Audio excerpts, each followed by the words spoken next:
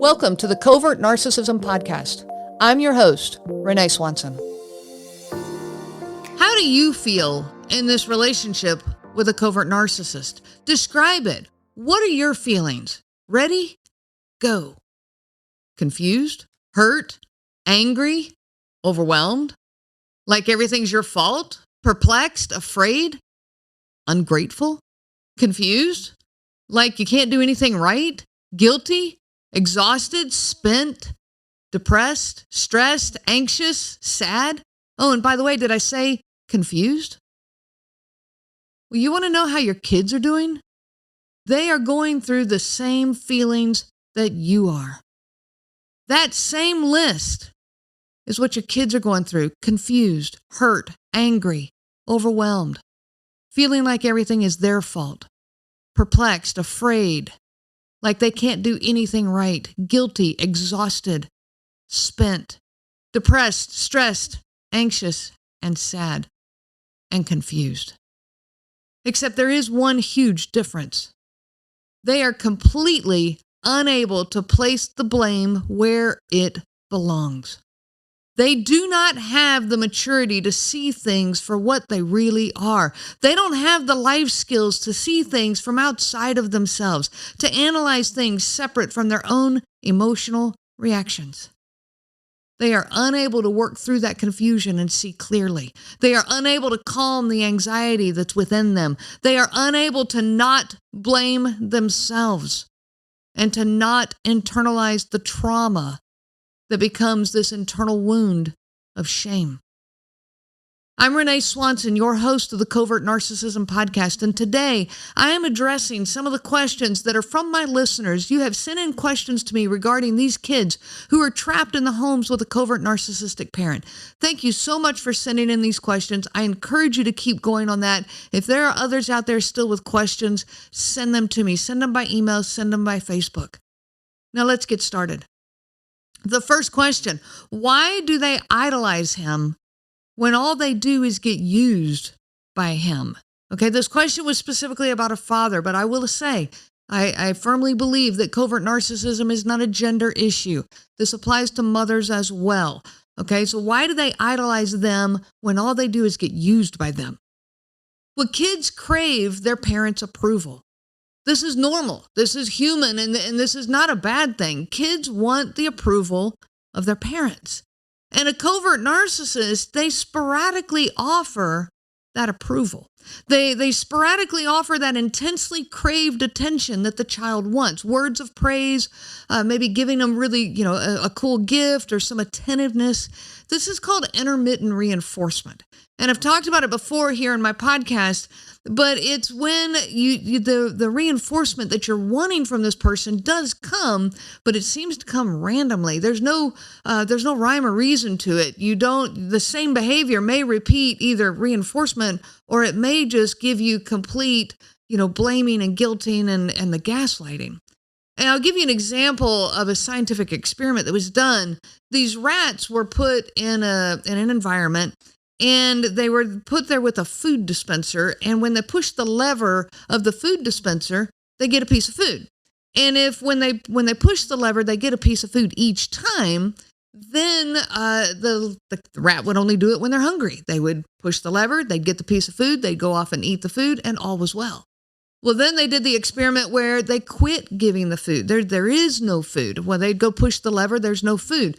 And these rats they finally quit pushing the lever like it was no big deal, and they just realized we're not going to get any food, and they walked away. And all was well. They had food, of course, elsewhere. But then they had these rats where the food came sometimes.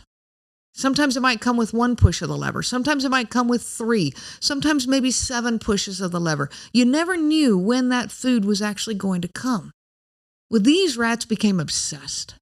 They became addicted to that lever. And they're just like crazy pushing that lever, whether they got food or not. And even when they got food, they'd eat it as fast as they could, and they were right back pushing that lever again.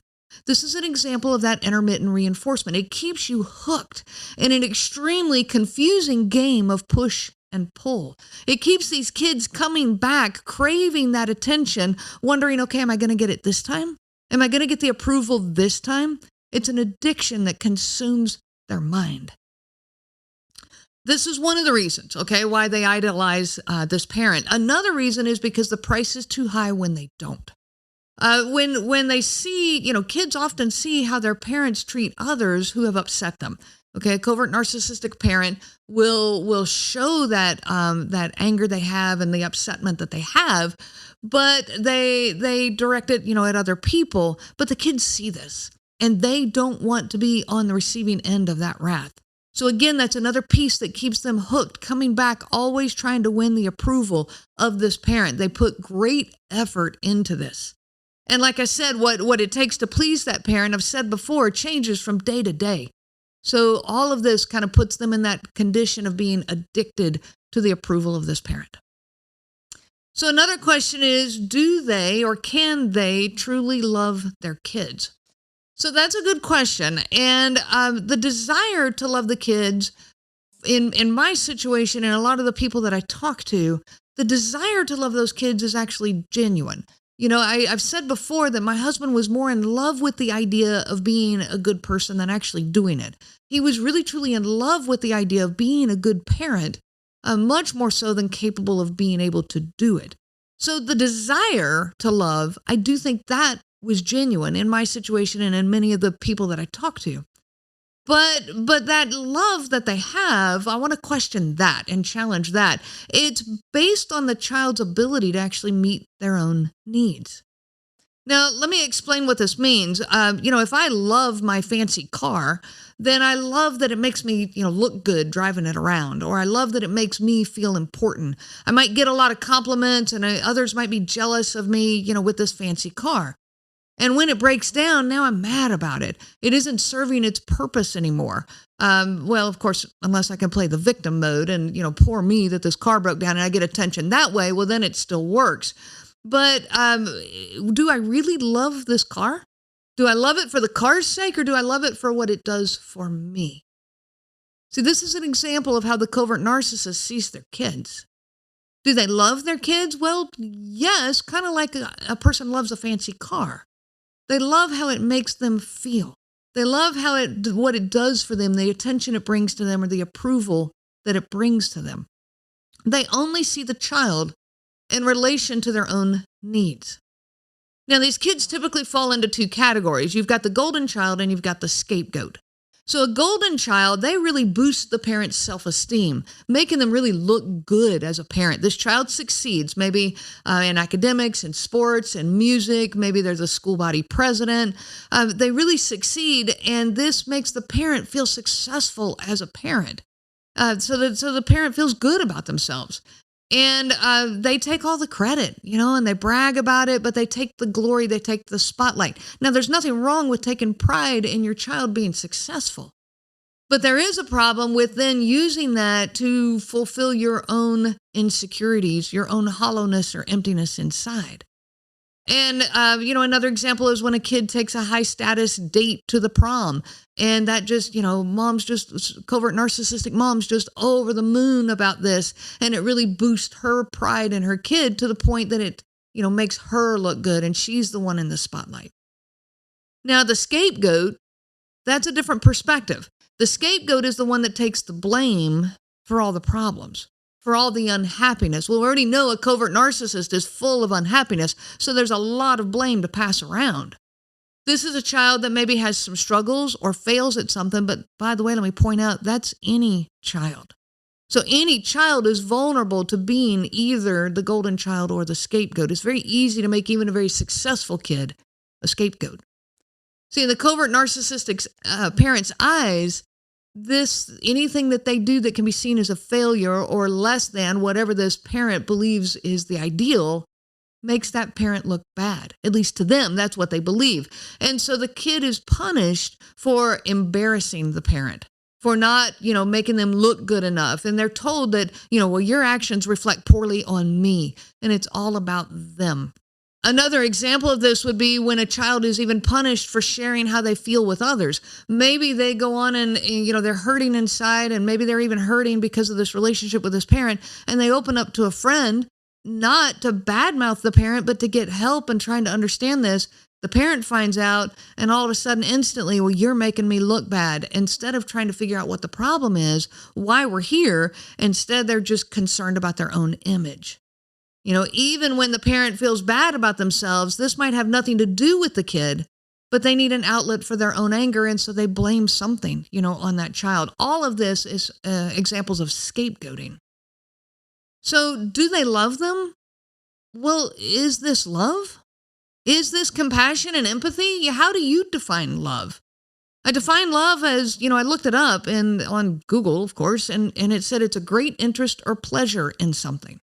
Okay, well, in that regard, maybe, yes, you could call this love. It certainly is an intense interest and pleasure in the kids, but do they truly care? I looked up what care means then, and it's the provision of what is necessary for the health, welfare, maintenance, and protection of someone, to look after and provide for the needs of. And in that sense, I would say no, it's not care. My husband said to me one time, just because I don't communicate with compassion doesn't mean I don't have it. I was really perplexed and said, well, then what exactly is compassion? So they might say, well, just because I don't show love, I do have it. Well, then what is your definition of love? So in my opinion, to answer this question, do they truly love their kids? I think they do in the way that they see love, but I would question how they truly see love. Another question is, how do you handle them using kids as supply? So narcissistic supply is kind of what I was just describing. It's when you use another person to fulfill an emotional need inside of you, either as the golden child, making them feel good about themselves, or the scapegoat, giving them a place to lay their anger and blame. And both of these definitely happen in that form of supply. And so how do you handle this? Well, you handle this by being genuine and real with your own child. Be very careful not to let them fall into any type of supply for you. Validate who they are. Kids are not stupid. They know the difference. Even if they can't voice it yet, they know the difference between genuine care and somebody who's using them to feel better about themselves. Now, also help your kids learn to set boundaries. So boundaries are not for the other person. A child trying to set a boundary for their parents saying, don't talk to me that way, that's not going to work. But boundaries are not for the other person. Boundaries are for you. Well, help your kids to realize this, to put those boundaries in place for themselves. So the golden child, okay, somebody who's coming, being played more as the golden child, help them to identify their own wants, their own desires. If mom is gaining supply for them because, of their excellence in soccer, but the child isn't really enjoying soccer, then help your child to identify this desire, whether they really want to play or not. Help them to voice it. Help them to voice it to themselves. Let's start there, and to voice it to you. And then they got to work on getting ready to voice that to the covert narcissistic parent. If they don't really want to go, let's say maybe they don't want to go to the prom, or they don't want to take this high status date that whichever covert narcissistic parent is just gloating about, help them to identify these things. Help them to own that, and then to decide what they really want to do and support them along the way. Help them to identify their own internal boundaries. Things like, I will not participate in something that I don't want to, only to please another person, whether that be a parent or even a friend. They need to learn to put those boundaries in place. It is not my job to fulfill my parents' dreams. I will voice my own desires for my personal life. And it is not my place to win my parents' love. These are internal boundaries. What about for the scapegoat? Well, help them to identify what they are truly responsible for and what they are not. Remember, the scapegoat, what they are taking is the covert narcissistic parent's blame. Help them to identify what is it that you are really truly responsible for. If dad is blaming his bad day on them because they got a bad grade on a test, help the child to not internalize dad's anger. Dad has lots of other things going on throughout his day that have nothing to do with his child, and make sure the child understands that. The condition of dad's day is not on that child's shoulders. And then turn the focus of that child back on themselves. Ask how it made them feel to have that grade. It's not about how dad feels. How do you feel? It's not about how dad feels. It's not even about how I feel. It's about how you feel. Okay, do you have some ideas on how to make this better next time? Ask, why do you think you got that grade? Was it because you didn't understand the material, that you got confused, or you got rushed, and you ran out of time, or you got distracted? Help them to identify it, but put the focus back on them. The internal boundaries that really kind of need to be voiced to a scapegoat child. I'm not responsible for anyone else's feelings and experiences. I'm not responsible for my parents' happiness. It's not my fault that dad or mom is angry.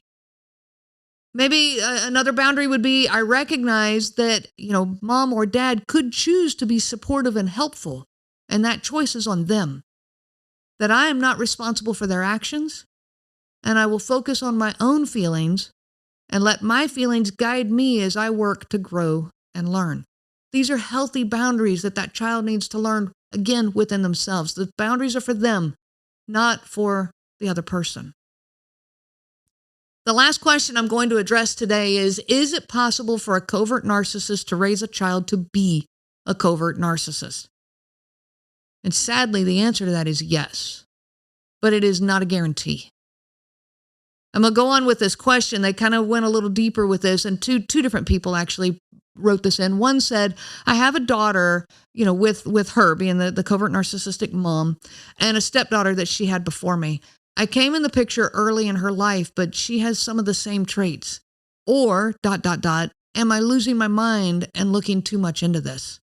And again, I understand all the confusion that this creates, and I'm going to answer this in just a minute. The other question along the same line says, I believe children of narcissists either become narcissists themselves, or they have mental and physical health problems. I've seen both sides of the spectrum with friends who are married or were married to narcissists. How true is this statement in your analysis? So, children are trying and failing to live up to the constantly changing expectations of a covert narcissistic parent. This leaves deep internal wounds. Think about the wounds inside of you. Think about all those feelings we talked about at the very beginning of this podcast that are going on inside of you. Well, they're going on inside your child as well. Leaving that child feeling unworthy, ashamed, anxious, unlovable, all of these internal wounds of maybe I'm not good enough, or I'm a failure, or I don't matter. There's this internal wounding that's taking place. Now, to avoid those internal wounds, we don't like how they feel, we put a protective layer around it. This protective layer are the survival skills that we start to develop in childhood, and this is where codependency and narcissism show up. Okay, the narcissism, it is a generational curse. It is passed on from one generation to the next. These kids are expected to live in this false world. Okay, they're expected to just pretend like everything's okay, to pretend like everything's perfect, and ignore all the feelings that are going on inside of them. They need to uphold the image of this perfect home and, of course, this perfect parent. But this can be broken. Safety is necessary in order for learning and growth to take place. The survival skills that they are building around those internal wounds, okay, those are there. And that's, again, where narcissism will develop if they never learn that they're safe. Children that don't feel safe, even adults that don't feel safe, you can't grow, you can't learn. Think about it at school. If a child doesn't feel safe at school, they can't pay attention to the math lesson that's going on the chalkboard. Okay, they have to feel safe in order to be able to focus on the learning and the growth. The same thing is true in your home.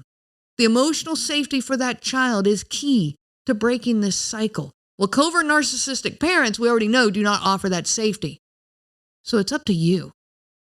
Covert narcissistic parents don't leave you safe to express your own feelings and opinions. So it's up to you. Those feelings that are suppressed behind that protective wall of survival skills, it's up to you to help that child to put that down. The codependent path, safety is found in keeping everyone else happy. That's what the kids start doing. That's the people pleasers that start to develop. They believe that they are destined to always play the second part to someone else's main role. It's always their job to keep someone else happy, and they often pursue a relationship with someone who believes that it's their job to make them happy. Okay, that's the codependent path. The narcissistic path, safety is found when we're, being superior and untouchable and never vulnerable, and they build this concrete wall around themselves. They believe that they must always defend and protect themselves. I have to hurt others before they hurt me. And again, it's up to you to provide the safety so that they can start to put that wall down. Let those kids find safety in you. Give them permission to say things they could have said better, to do things they could have done better, to let their guard down and be vulnerable with you, even if it comes out ugly. In other words, give them the space to be human. I wish you and your kids so much peace on your journey of healing.